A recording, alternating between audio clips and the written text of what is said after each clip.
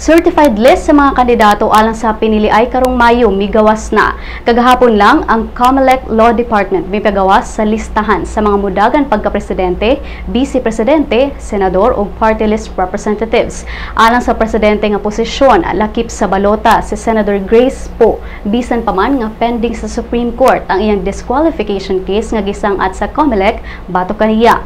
Makigtigi si Poe sa laing presidentiables nga sila si Senador Miriam Defensor Santiago, Vice President Judge Jomar Binay, Manuel Mar Rojas II, Davao City Mayor Rodrigo Duterte ug kani Ambassador Roy Sinieres. Si Sinieres gilagip sa balota human mipadayag ang kampo niini nga mungan og substitute candidate alang kaniya.